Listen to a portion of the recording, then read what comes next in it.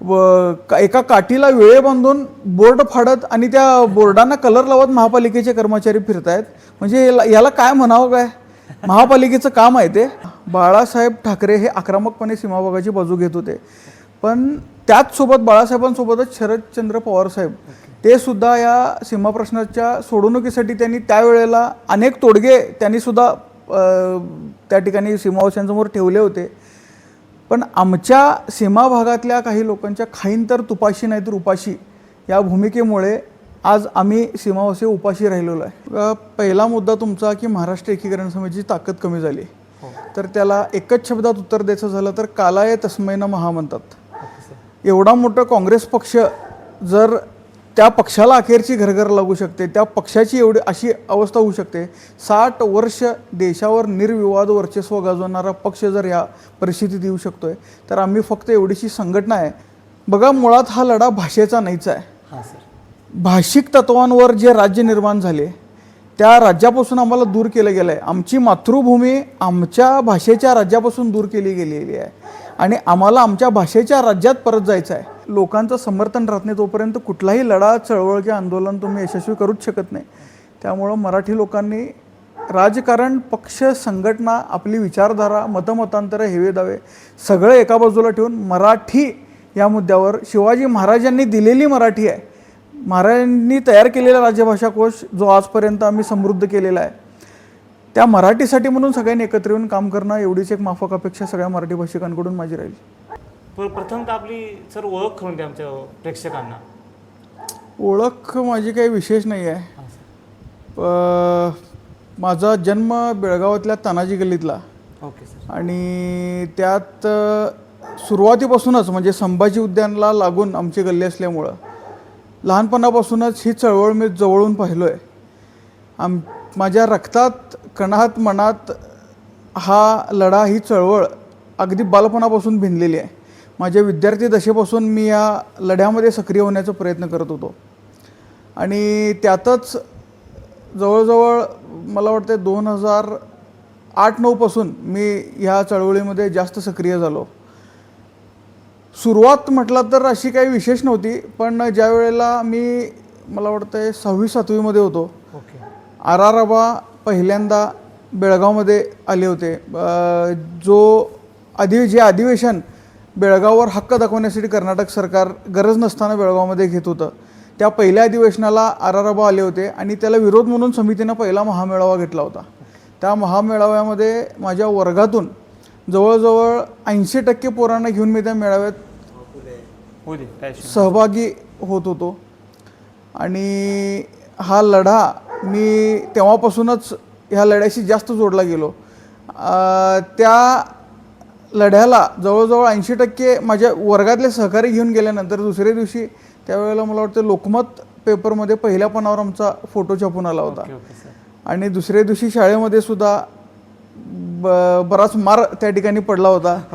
तर ह्या चळवळीत जरी लाठी खाल्लो नसलो तरी या लढ्याची सुरुवातच त्या माध्यमातून त्या मेळाव्यासाठी सहभाग घेऊन मार खाण्यापासूनच झाली होती. आणि त्यानंतर बेलगाम बिलॉंग्स टू महाराष्ट्र म्हणून एक फेसबुक संघटना त्यावेळेला पियुष हवळ आणि त्यावेळेला आमचे अध्यक्ष पियुष हवळ होते, त्यांच्यासोबत आम्ही सगळेजण एकत्र येऊन संघटना चालू केली आणि त्याच्यानंतर ह्या लढ्यामध्ये सक्रिय झालो. तर जवळजवळ मला वाटतं तेव्हापासूनच ह्या लढ्याशी खूप जवळ राहून मी काम करण्याचा प्रयत्न करतो आहे. आणि तिथून ही सुरुवात होती. बेलगाम बिलॉंग्स टू महाराष्ट्र या संघटनेतून सुरुवात केल्यानंतर 2013ला समितीचे 2 आमदार निवडून आले. त्यानंतर हा लढा आहे त्या ठिकाणाहून चालू होता. त्यानंतर 2018च्या निवडणुकीमध्ये महाराष्ट्र एकीकरण समितीचा दारुण पराभव झाला आणि त्या पराभवानंतर महाराष्ट्र एकीकरण युवा समितीची सुरुवात करण्याचा मानस त्या ठिकाणी सगळ्या युवकांनी केला आणि योगायोगानं त्या युवा समितीच्या अध्यक्षपदाची धुरा माझ्या गळ्यात आली. आणि त्या पदाला आणि ह्या लढ्याला न्याय देण्यासाठी सातत्याने मी प्रयत्नशील होतो. येईल ते अंगावर घेऊन काहीही करायचं, पण हा सीमाप्रश्न सुटावा या भूमिकेतून मी ह्या लढ्याला आणि माझ्या अध्यक्षपदाला सुरुवात केली होती. आम्ही पहिलं आंदोलन मुंबईमध्ये आझाद मैदानावर केलं होतं. त्या आंदोलनामध्ये महाराष्ट्राचे मुख्यमंत्री तत्कालीन देवेंद्र फडणवीस यांची आम्ही भेट घेतली होती. त्यांनी ठोस आश्वासन दिलं होतं. गोलमेज परिषद घेऊन सीमा प्रश्नाच्या उच्चाधिकार समितीची बैठक बोलवून लवकरात लवकर सीमा प्रश्न कुठेतरी पुढे जावा, कोर्टामध्ये महाराष्ट्रानं आपली बाजू भक्कमपणे मांडावी आणि हा प्रश्न सोडवून घ्यावा, यासाठी आम्ही ते उपोषण आंदोलन केलं होतं. म्हणजे हायस्कूलपासून तुमची सुरुवात झाली ती आतापर्यंत तुमची तशीच सुरुवात त्याच इन्स्पिरेशनपासून सुरुवात आहे. सर, मग आजच्या तरुणांना सीमा लढ्यात सहभागी होण्याची काय गरज आहे असं का वाटतं का तुम्हाला? मग मुळात हा लढा हा न्यायाचा आहे. जवळजवळ 70 वर्ष एखादी चळवळ चालते आणि लोक आजही हजारोंच्या संख्येनं रस्त्यावर उतरतात. ज्येष्ठ लोकांचा त्याग म्हणजे शेकडो लोकांनी बलिदान दिल्यानंतर त्या ठिकाणी महाराष्ट्राची निर्मिती झाली. पण संयुक्त महाराष्ट्राच्या निर्मितीमध्ये महाराष्ट्र संयुक्त झाला नाही. अखंड महाराष्ट्र होण्यासाठी अजूनही बेळगावसह सीमाभाग महाराष्ट्रात सामील होणं गरजेचं आहे आणि तो सामील करण्यासाठी एखादी चळवळ, एखादा लढा किंवा एखादं आंदोलन तरुणांनी जर डोक्यावर घेतला तर ते यशस्वी झाल्याशिवाय राहत नाही. आणि त्यामुळं तरुणांनी खास करून या लढ्यात सहभागी घेऊन हा लढा कुठंतरी संपुष्टात यावा आणि मराठी माणसाला न्याय मिळावा यासाठी प्रयत्न करणं गरजेचं आहे. आम्ही सीमा भागातले जागृत आणि जबाबदार मराठी तरुण म्हणून या लढ्यामध्ये होईल तितकं आमच्या परीनं प्रयत्न करून काम करतो आहे. तसंच माझ्या इतर तरुण सहकाऱ्यांनी सुद्धा पक्ष, संघटना, राजकारण ज्यांना जिथं काम करायचं आहे तिथं करण्याचं स्वातंत्र्य आहे. पण हा लढा आमच्या अस्मितेचा आहे, त्यामुळे ती अस्मिता जपण्यासाठी प्रत्येकानं प्रयत्न करावेत अशी माझी तरुण मित्रांना खास करून विनंती राहील. आता सर, आता लोक असं म्हणतात की 10-15 वर्षापूर्वी किंवा दीड दशकापूर्वी जी महाराष्ट्र एकीकरण समिती स्ट्रॉंग होती किंवा हिचं अस्तित्व होतं तसं अस्तित्व आता नाही आहे. कारण की सुरुवातीच्या वेळेला आमचे 5-5 महाराष्ट्र एकीकरण समितीचे 5-5 आमदार निवडून आलेले, पण आता एकही आमदार येत नाही. मग ते कलह म्हणजे असं थोड्यांचं म्हणणं आहे की बाबा महाराष्ट्र एकीकरण समितीमध्ये फूट निर्माण झाली, त्याच्यामुळे आता ही महाराष्ट्र समिती एकदम तळाला जाऊन पोचल्याची परिस्थितीमध्ये आहे असं लोकांचं थोड्यांचं म्हणणं आहे. याला तुम्ही काय बोलू इच्छिता? पहिला मुद्दा तुमचा की महाराष्ट्र एकीकरण समितीची ताकद कमी झाली, तर त्याला एकच शब्दात उत्तर द्यायचं झालं तर कालाय तस्मै नमः म्हणतात. एवढा मोठा काँग्रेस पक्ष जर त्या पक्षाला अखेरची घरघर लागू शकते, त्या पक्षाची एवढी अशी अवस्था होऊ शकते, 60 वर्ष देशावर निर्विवाद वर्चस्व गाजवणारा पक्ष जर ह्या परिस्थितीत येऊ शकतोय, तर आम्ही फक्त एवढीशी संघटना आहे जी आमच्या ह्या मराठी भागापुरती ह्या बेळगावला आणि सीमा भागाला महाराष्ट्रात घेऊन जाण्यासाठी लढतोय. सध्याची राजकीय परिस्थिती, राजकीय पक्षांचं वाढतं वर्चस्व आणि तुम्ही म्हटल्याप्रमाणे दुसरा मुद्दा इथला जो विषय आहे, स्थानिक राजकारणावर किंवा राजकीय मुद्द्यावर स्वतःच्या महत्त्वाकांक्षेवर एकामेकाची मतमतांतर असू शकतात, पण बेळगावचा प्रश्न सुटावा, बेळगाव महाराष्ट्रात जावं यासाठी सगळे आम्ही एकत्रितच आहोत. त्यामुळं पुलाखालून पाणी खूप गेलं आहे आणि वेळ जाईल तशी तलवारीची धार ही बोथट होतेच. त्यामुळं कुठंही ह्याच्यात आश्चर्य करण्याचं कारण नाही, कारण 70 वर्ष एखादी चळवळ टिकवणं ही काही चेष्टा नाही आहे. एवढा मोठा राजकीय पक्ष ज्यांच्याकडे सगळंच होतं तो जर संपू शकतोय तर समितीची ताकद कमी होणं काही विशेष नाही. तरीसुद्धा अस्मितेच्या नावावर आजही हजारो लोक, तुम्ही काळ्या दिनाचं उदाहरण घ्या, हजारो लोक रस्त्यावर येतात. त्यामुळं मराठी माणसांच्या मनात अजूनही महाराष्ट्रात सामील होणं हे आहे हे आम्ही नाकारू शकत नाही. आता आम्ही पण पाहिलं आहे सर, एक 25-25 वर्ष महाराष्ट्र एकीकरण समितीमध्ये काम केलेली व्यक्ती म्हणजे पुढारी होते किंवा लोक होती, ते आता या 5-10 वर्षाच्या कालावधीमध्ये अचानकपणे राष्ट्रीय पक्षामध्ये जाऊन जुळले गेलेले आहेत. अशी उदाहरणं भरपूर आहेत. आमच्या देखत आम्हाला माहीत असलेले, युवा पिढीला माहीत असलेले लोक आहेत. पण यांच्याबद्दल तुम्हाला काय वाटतं? त्यांनी कशाबद्दल त्यांनी आपलं ही वाट बदलली आहे किंवा त्यांचं कारण काय असू शकेल? बघा, सार्वजनिक जीवनात काम करत असताना आम्ही चळवळ फक्त या लढ्यापुरती मर्यादित न ठेवता लोकेच्छेचा माध्यम म्हणून आम्ही ही चळवळ निवडणुका लढवणंसुद्धा आम्ही या चळवळीमध्ये एक भाग समजून काम करत होतो. तर निवडणुका आल्या म्हणजे स्पर्धा आली, महत्त्वाकांक्षा आली आणि नक्कीच प्रत्येक माणसाला वाटतंय की मी सुद्धा एखाद्या भागातून निवडून येऊन त्या भागाचं प्रतिनिधित्व करावं, निवडणूक लढवावी, ती जिंकावी आणि त्या स्पर्धेतून प्रत्येकाच्या महत्त्वाकांक्षेपायी मतमतांतर किंवा वादविवाद निर्माण होऊन लोक इकडं तिकडं जाऊ शकतात किंवा गेलीत असं आपण म्हणूया.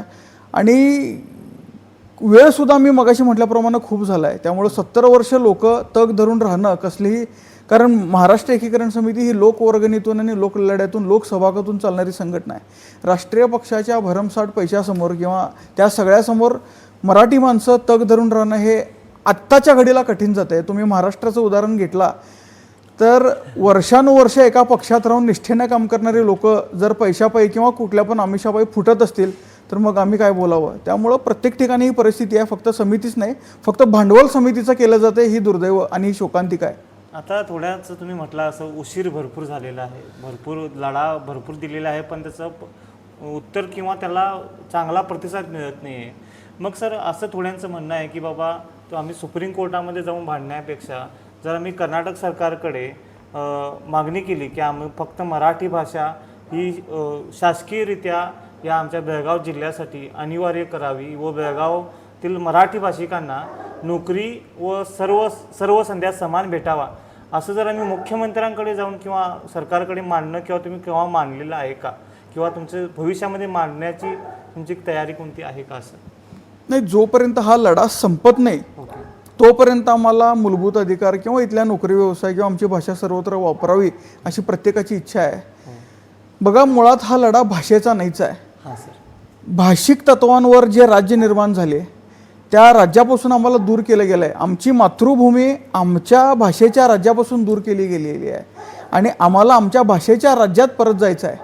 इथं जर आम्ही कर्नाटकामध्ये जर कायमस्वरूपी राहायचं जर विषय आला तर कर्नाटकाची भाषा ही कन्नड आहे आणि त्या कर्नाटकाची राज्याची भाषा तुम्ही स्वीकारा आणि मराठीला जर सोडा म्हटले तर मग आमच्याकडे मुद्दाच काय राहणार आहे. त्यामुळं अस्मितेच्यासोबतच जिथं महाराष्ट्र आला तिथं मराठी आली आणि छत्रपती शिवाजी महाराजांनी जेव्हा स्वतःचं राज्य स्थापन केलं त्या राज्यामध्ये त्यांनी सगळ्यात पहिला राज्याभिषेक झाल्यानंतर मराठी राज्यभाषाकोश तयार केला होता. कारण आपल्या राज्यात ही आपली भाषा लागते आणि इथं जर तुम्ही बघितलात तर असलेली भाषा हे संपवण्याचं घाट ही लोक करतायत, तर ते आमची भाषा इथं देतील असं आम्हाला वाटत नाही. कारण परवाच मी एका प्रतिक्रियेमध्ये बोललो होतो की स्वतंत्र तुळुनाड चळवळ सुद्धा त्या ठिकाणी उडपी आणि त्या मंगलोर पट्ट्यामध्ये चाललेली आहे. स्वतंत्र तुळू राज्य करा म्हणतात, कारण त्यांना त्यांची सुद्धा भाषा संपवण्याचं काम कर्नाटक सरकार करत आहे. तुमच्याच राज्यामध्ये राहून त्या लोकांची भाषा ते स्वतःला कर्नाटकाचेच समजत होते तरीसुद्धा त्यांची भाषा संपवतात. मग आम्हाला तरी पहिलेपासूनच उपरे समजतात. त्यामुळं आमच्या मातृभूमीसहित आम्हाला आमच्या राज्यात घालणं हेच आमच्यासाठी चांगलं आणि न्यायाचं ठरेल अशी आमची भूमिका आहे. आता थोडे म्हणजे मधल्या काळामध्ये हा विषय निघालेला की कर्नाटकामध्ये ना महाराष्ट्रामध्ये हा केंद्रशासित भाग किंवा गोव्यासारखा किंवा याच्यासारखा आपलं नवीनच केंद्रशासित राज्य किंवा घोषित करावं असं थोड्यांचं म्हणणं आहे. मग याच्याबद्दल तुमचं काय म्हणणं आहे सर? बघा, आता ह्यामध्ये आमची ज्येष्ठ मंडळी अधिक चांगल्या पद्धतीने सांगू शकतात, पण हे प्रॅक्टिकली पॉसिबल आहे असं मला वाटत नाही. कारण सीमाभाग हा जवळजवळ 4 जिल्हे आणि कितीतरी तालुके आणि त्यातली 865 गावं आम्ही जी मागणी केलेली आहेत ह्या गावांमध्ये त्या ठिकाणी पसरलेला आहे. आता तुम्ही बघितला तर कारवारपासून बिदर भालकीपर्यंतचा भाग आहे. तो भौगोलिकदृष्ट्या फार मोठा नाही आहे, पण तो पसरलेला आहे, तो सीमेलागत वाढलेला भाग आहे. आता इकडून निप्पाणीतून जर तुम्ही पुढे गेला तर तुम्हाला चांगले 500-700-800 किलोमीटर ट्रॅव्हल केला तर परत तुम्हाला सीमाभाग आमच्या क्लेम केलेल्या गावांमध्ये तुम्हाला जावं लागतंय. त्यामुळं संलग्न गाव एकाच ठिकाणी राहिलं असतं तर ती मागणी रास्त ठरली असती. सध्याला प्रॅक्टिकली हे पॉसिबल आहे असं आम्हाला वाटत नाही, पण अनेकांचं मत असं आहे की जोपर्यंत सुप्रीम कोर्टाचा निकाल लागत नाही तोपर्यंत हे केंद्रशासित करावं. किमान राष्ट्रपतींनी इथं हस्तक्षेप करून आम्हाला आमचे मूलभूत अधिकार तोपर्यंत देण्यासाठी इथं काहीतरी राष्ट्रपतींनी एखादा ऑब्झर्वर नेमला तरी ते आम्हाला त्या ठिकाणी सोयीचं ठरेल. आणखी एक सर, जर आतापर्यंत इतकी वर्ष आली सर्वोच्च न्यायालयामध्ये ही केस सुरू आहे, मग सर अजून किती वर्ष चाललेली सांगतायत, मग याच्या पुढचं तुमची धोरण काय आहे किंवा यांच्या पुढची कार्यपालिका तुमची काय ठरलेली आहे? सुप्रीम कोर्टाचा लवकरात लवकर निकाल लावून घेण्यासाठी महाराष्ट्र सरकारवर दबाव आणून महाराष्ट्र सरकारनं ह्या प्रश्न सुप्रीम कोर्टाच्या खटल्यासाठी जोर लावणे, यासाठी शर्तीचे प्रयत्न करणं ही महाराष्ट्र एकीकरण समितीची भूमिका राहणार आहे. त्याचबरोबर इथला रस्त्यावरचा लढा कुठल्याही प्रकारे कमी न होता ज्येष्ठांसोबतच तरुणांची फळी उभा करून महाराष्ट्र एकीकरण समितीनं परत या लढ्याला जोर द्यायला पाहिजे. इकडून जर ताकद दिसली तरच महाराष्ट्र सरकार त्या ठिकाणी भूमिका घेईल अशी प्रत्येकाच्या मनात इच्छा असताना इथली ताकद वाढवून महाराष्ट्रावर दबाव आणून हा खटला सुटेल याच्यासाठी प्रयत्न करणं गरजेचं आहे. कोर्टामध्ये माझं तर मत होतं की कोर्टामध्ये हा प्रश्न गेल्यामुळंच आमची ताकद कमी झाली अशी माझी वैयक्तिक भावना आहे, समितीची नाही. कारण रस्त्यावरचा लढा जेव्हा चालू होता त्यावेळेला वेगवेगळे प्रस्ताव वेगवेगळे तोडगे येत होते. आता सुप्रीम कोर्टात गेल्यामुळं सुप्रीम कोर्टाच्या निकालाची वाट बघण्यापेक्षा पलीकडे आम्ही दुसरं काहीच करू शकत नाही. बरोबर. त्यामुळं कोर्टानं सुद्धा ह्याची दखल घेऊन लवकरात लवकर आम्हाला न्याय द्यावा अशी सन्माननीय सुप्रीम कोर्टाकडे आमची आशा लावून आम्ही बसलेलो आहोत. कर्नाटक सरकार मराठी भाषिकांवरती अन्याय करत असल्याचा आरोप वारंवार केला जातो, म्हणजे आपला केला पण आहे पण केला जातो. तर नेमका कोणता अन्याय समाजाला सहन करावा लागतो असं तुम्हाला वाटतं? बघा, मुळात इथलं सरकार आम्हाला माणूस म्हणूनच बघत नाही. ओके. ताजं उदाहरण तुम्हाला दिलो, हां सर. मी इथला भूमिपुत्र आहे. Okay sir. आजपर्यंत कुठल्याही वाईट मार्गाला आम्ही गेलेलो नाही. आम्ही कुठल्याच 2 नंबर व्यवसायांमध्ये नाही. तर आम्ही सरळ मार्गानं, लोकशाही मार्गानं, शांततेच्या मार्गानं काम करत असताना आम्हाला कुठंतरी आतंकवादी म्हणून बघितलं जातं आहे. एका पोलीस अधिकाऱ्यानं माझ्यावर सेल्फी घेतल्यानंतर त्याचं निलंबन केलं जातं आहे. मी काय पाकिस्तानातून आलेला आतंकवादी आहे? आताच मी इथला स्थानिक भूमिपुत्र आहे ना. मग माझ्या सेल्फीवर तुम्ही राज्यभर बातम्या चालवल्या, दिवसभर अगदी बेंगलोरपर्यंत त्याच बातम्या चालू होत्या. ओके. मग इतकं आम्ही काय गुन्हा केलेला आहे? आम्ही फक्त आमचे मूलभूत अधिकार मागवलोय, तर तुम्ही आम्हाला ही वागणूक देताय. मग आम्ही का राहावं तुमच्या राज्यामध्ये? आम्हाला जिथं मान सन्मान मिळेल, आम्हाला माणूस म्हणून जिथं बघितलं जाईल, आम्ही तिथंच जाईन. त्यांनी खरं तर मराठी भाषिकांना प्रेमानं जर ठेवलं असतं तर हा प्रश्न सुटेपर्यंत सगळे गुन्ह्यागोविंदांना राहिले असते. कर्नाटक सरकार आमच्याकडे बघताना चांगुलपणाचा डोळा बंद करून फक्त वाईट नजरेनं बघताय, तर मग आम्ही इथं का राहावं? हे आमचं राज्यच नाही अशी भावना आमच्यात निर्माण होते. अगदी बरोबर आहे सर. आता कसं आहे, सरकारी शाळांपासून, प्रायमरी शाळांपासून जे बेळगाव शहरातील किंवा आपल्या जिल्ह्यातील फलकांपर्यंत, दुकानाच्या फलकांपर्यंत कर्नाटक सरकार कन्नडी म्हणजे कन्नड फलकांसाठी किंवा शाळेमध्ये कन्नड विषया कंपल्सरी करून मुलांवरती थोपण्याचा प्रयत्न करत आहे असं तुम्हाला वाटते का? नाही, ती सक्तीला आता बघा तुम्ही, 1986 पासून ही कन्नड सक्ती त्यांनी सक्रियपणे किंवा आक्रमकपणे लागू केली. त्यावेळेला ह्या कन्नड सक्तीच्या विरोधात सुद्धा हुतात्मे झालेले आहेत, लोकांनी आपला जीव दिलेला आहे. आणि तेव्हापासून तुम्ही हल्ली 5-10 वर्ष आधी जर बघितला तरी बेळगावात सर्वत्र मराठी फलक राहायचे. ह्या गेल्या 2-5-7 वर्षामध्ये इतक्या आक्रमकपणे त्यांनी कन्नड सक्ती करतायत. संविधानानं जे अधिकार दिले आहेत, आमचे मूलभूत संविधानिक अधिकार सुद्धा आम्हाला मिळत नाहीत. महापालिकेचं काम काय आहे? महापालिकेच्या अखत्यारीत येणाऱ्या भागाचा सर्वांगीण विकास करणं हे महापालिकेचं काम आहे. ते कधी ते करत नाहीत. पण कन्नड फलकांचा किंवा मराठी फलकांचा जिथं विषय येतोय, एका काठीला वेळे बांधून बोर्ड फाडत आणि त्या बोर्डांना कलर लावत महापालिकेचे कर्मचारी फिरतायत. म्हणजे याला काय म्हणावं? काय महापालिकेचं काम आहे ते? इथं रस्त्यावरचे खड्डे, गटारी आणि जे मूलभूत सुविधा आहेत माणसांना द्यायच्या, त्याच्याकडे कधी तर लक्ष द्या म्हटल्यावर तिथं माणसाच्या चपला झिजेपर्यंत कोण येत नाही. आणि नुसतं एखादा त्यांना आदेश येतोय आणि तोही अधिकृत नसतोय आणि त्या आदेशावर तुम्ही लोकांची फलकं पाडवत फिरता. महापालिकेनं सुद्धा आपली भूमिका या ठिकाणी स्पष्ट केली पाहिजे. आणि हे कुठल्या कायद्यात बसतंय? त्यामुळं हे वारंवार आम्हाला हे त्यांनी जाणीव करून देतात की तुम्ही आमचे नाही आहेत, म्हणून आम्हाला राज्यात जायचं आहे. मराठी माणसाने एकत्र आणण्यासाठी महाराष्ट्र एकीकरण समिती आता सध्याला काय कार्य करत असेल? महाराष्ट्र एकीकरण समिती मूळ दावा आणि इथला रस्त्यावरचा लढा याच्यावर काम करत असताना, आता जरी करत नसले पण विशेष कार्यक्रम हा सर्वपक्षीय मराठी भाषिकांना एकत्र आणण्याचा महाराष्ट्र एकीकरण समितीने घेतला पाहिजे असं माझं सुद्धा त्या ठिकाणी वैयक्तिक मत आहे. कारण ज्यावेळेला ही संयुक्त महाराष्ट्र समिती सुरुवातीला सामील झाली, महाराष्ट्र एकीकरण समितीच्या आधी, त्या संयुक्त महाराष्ट्र समितीची सुरुवातच सर्व पक्षांनी मिळून केली होती. म्हणजे अगदी डाव्या विचाराच्या कम्युनिस्टांपासून त्यावेळेला जनसंघ म्हणजे आत्ताचं भाजप इथपर्यंतच्या सगळ्या लोकांनी मिळून ही संघटना, ही चळवळ त्या ठिकाणी चालू केलेली आणि त्या माध्यमातून महाराष्ट्राची निर्मिती झालेली. तसंच आतासुद्धा वेगवेगळ्या पक्ष संघटनांतून काम करणाऱ्या, राष्ट्रीय पक्षात काम करणाऱ्या किंवा वेगवेगळ्या समाजसेवी सेवाभावी संघटनांमध्ये काम करणाऱ्या मराठी भाषिकांना एकत्र करून या चळवळीला ताकद देण्याचं काम झालं पाहिजे आणि त्याच्यासाठी भविष्यात नक्कीच आम्ही प्रयत्न करू. सर, आता आम्ही आज समितीचे काही मोठे कार्यकर्ते कोल्हापूरला अमित शहांना भेटण्यासाठी गेले होते. त्यांची भेट नाही झाली अशी बातमी आलेली आता सध्याला. मग जर केंद्र सरकारने प्रस्तावना मांडली किंवा तुमचं मत मांडायला शेवटचा तोडगा काढूया म्हणून तुमच्या महाराष्ट्र एकीकरण समितीला बोलवलं, तर तुमचा काय मुद्दा असेल त्याचं महत्त्वाचं म्हटल्यानंतर? बघा, आम्हाला ज्या पाटसकर तत्वांवर राज्यांची पुनर्रचना झाली त्या तत्वानुसार आम्ही सुप्रीम कोर्टामध्ये दावा लढवलो आहे.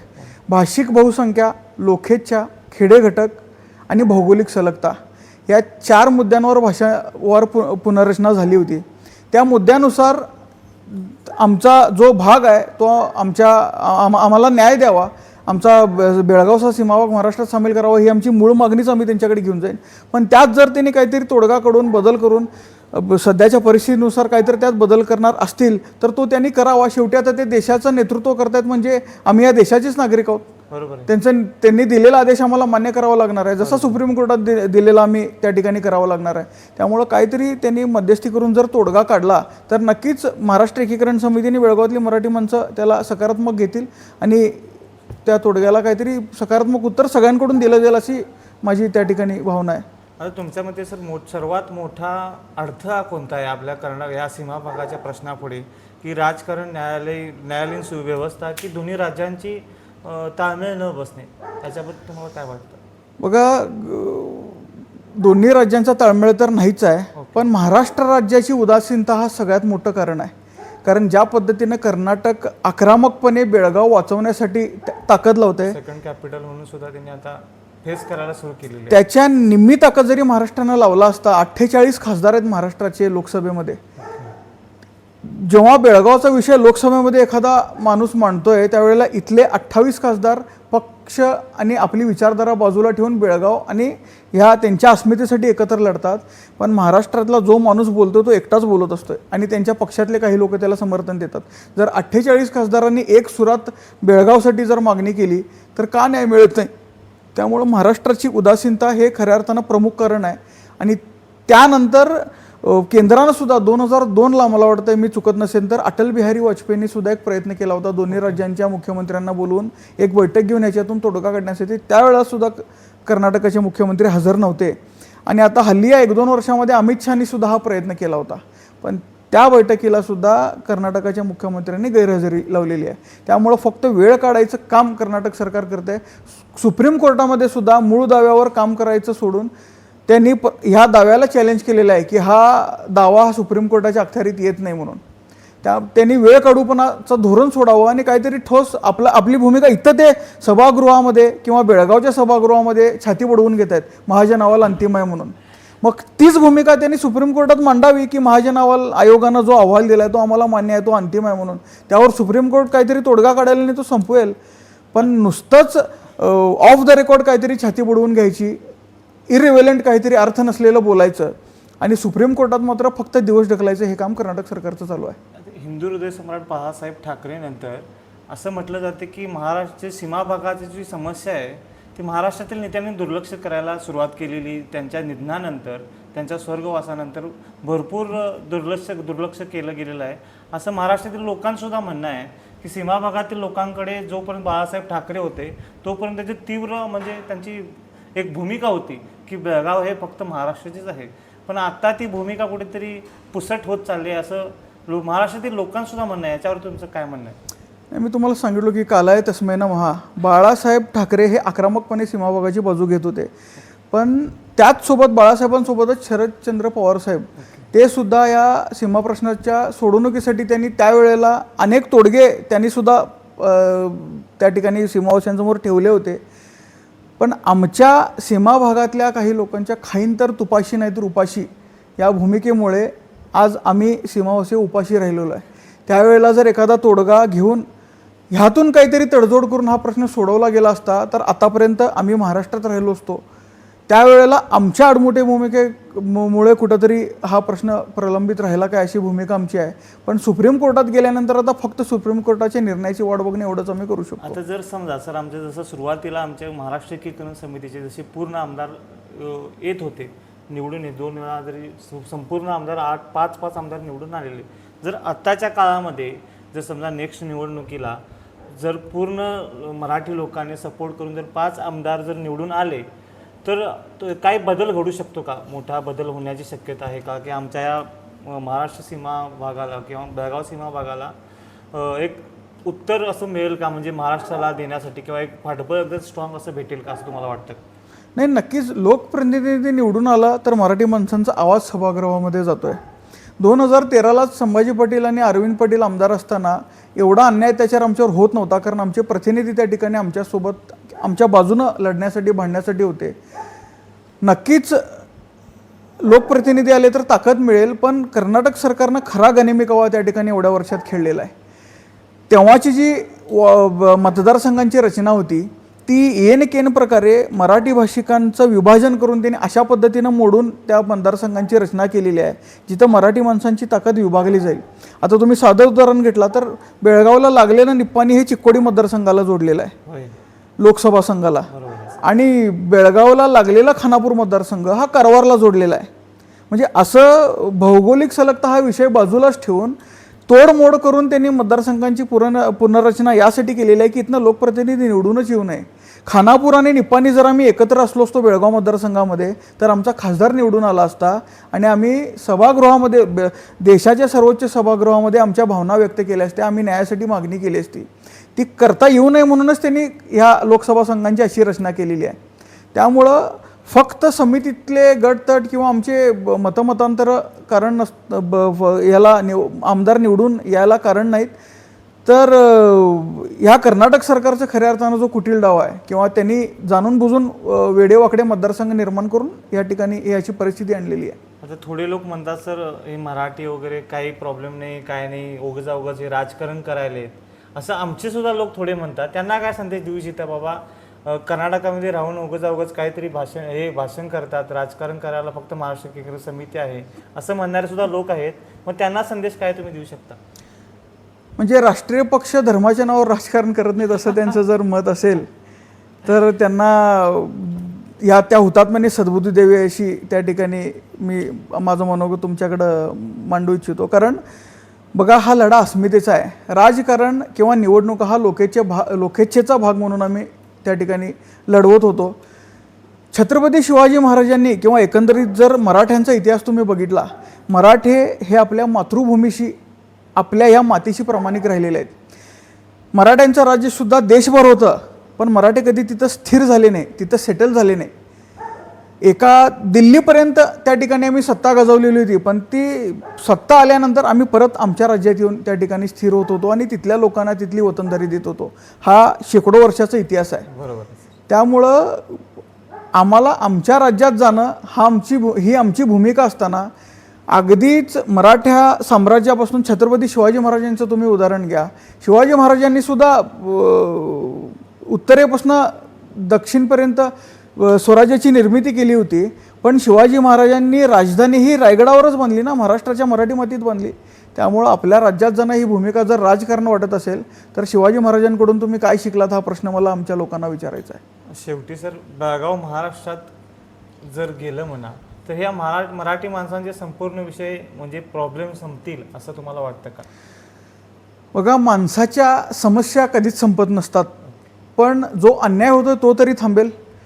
आम्हाला आमच्या समस्या आमच्या भाषेत मांडता येतील आणि आमच्या भाषेत ती लोक आम्हाला उत्तर देतील किंवा त्याचं निवारण आमच्या भाषेत करतील, एवढं एक समाधान तर राहील की नाही.